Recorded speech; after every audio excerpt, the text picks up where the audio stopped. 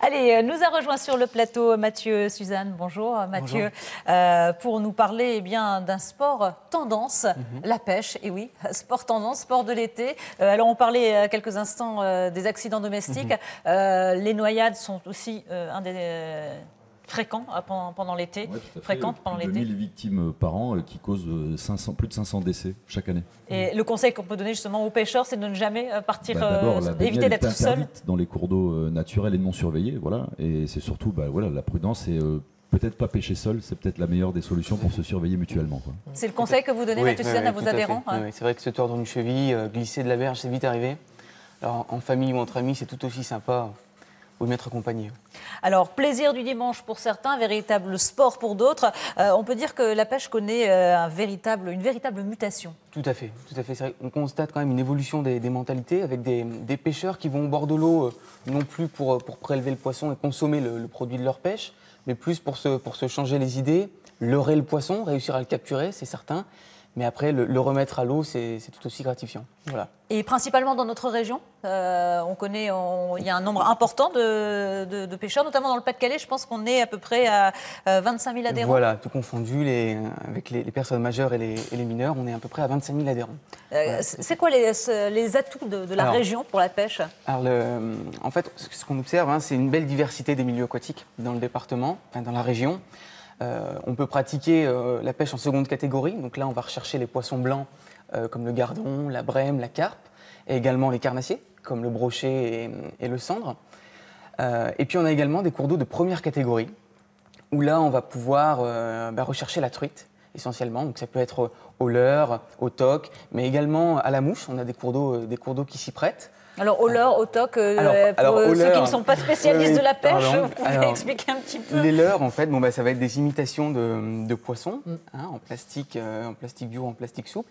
On a également des leurres métalliques de type cuillère qui vont tourner dans l'eau et on va chercher à déclencher la tête du poisson en animant ces leurres dans l'eau. Voilà. Alors, on parle d'adhérents parce qu'en fait, ne pêche pas qui veut. Non, tout à fait. Il y a une réglementation très stricte. C'est assez strict, oui. Alors, en fait... pour pouvoir pêcher dans toutes les eaux libres de France et dans toutes les masses d'eau qui sont soumises à la loi pêche, il faut adhérer à une association agréée pour la pêche et la protection du milieu aquatique. Voilà. Il y a combien d'associations dans la région? Dans la région, je ne peux pas vous dire, je sais que dans le département du Pas-de-Calais, il y en a 90, voilà, dont 30 qui sont réciprocitaires. C'est-à-dire que quand on va adhérer à l'une de ces 30 APPMA, on pourra aller pêcher sur les parcours des 29 autres. Voilà. Alors, il faut une carte de pêche, ça c'est indispensable. C'est le premier point. Comment on pratique pour avoir sa carte de pêche? On peut l'acheter chez les dépositaires, chez les magasins de pêche ou les cafés, mais il y a aussi un outil très pratique, c'est Internet. Il y a un site qui s'appelle cartedepêche.fr, où là, on peut sélectionner la carte qui correspond à nos besoins, à nos attentes, en sachant qu'on peut acheter des cartes journalières, uniquement pour la journée, des cartes hebdomadaires, des cartes annuelles, voilà, et qu'il y en a pour les enfants de moins de 12 ans, pour les jeunes, et il y a même des cartes promotionnelles pour les femmes. Alors, il y a une réglementation également sur la taille des poissons. Exactement. On ne peut pas pêcher n'importe quel poisson. Tout à fait. Il y a des tailles de capture, il y a des périodes d'ouverture et de fermeture. Donc ça, la période en général, c'est période d'ouverture. Il y a deux choses différentes. En seconde catégorie, pour les carnassiers, la période de fermeture, ça va être de fin janvier jusqu'à début mai. Donc ça correspond à la période de reproduction du brochet. Et en première catégorie, la période de fermeture va être fin septembre jusqu'à mi-mars. Pareil pour la reproduction de la truite. Alors, qu'est-ce qui se passe si on n'a pas sa carte de pêche? Voilà, si on va pêcher sans carte et qu'il y a un contrôle, c'est vraiment... on s'expose à contravention. Une contravention. Oui. Puis c'est vrai que c'est vraiment pas donné.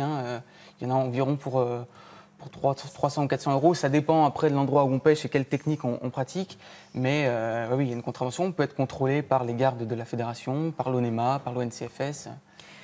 Il faut, voilà. Et puis on précise que la mentalité a un peu changé. On ne pêche plus pour manger le poisson, mais plus pour le plaisir pour de la pêcher. Détente, Beaucoup pour l'évasion, remettre les poissons à l'eau une fois. Éventuellement une petite photo, mais on ne ramène qu'avec. Il y aura une animation gratuite, je note quand même plusieurs dates, et notamment la prochaine, ce sera le 7 juillet à Noyelles-sous-Lens.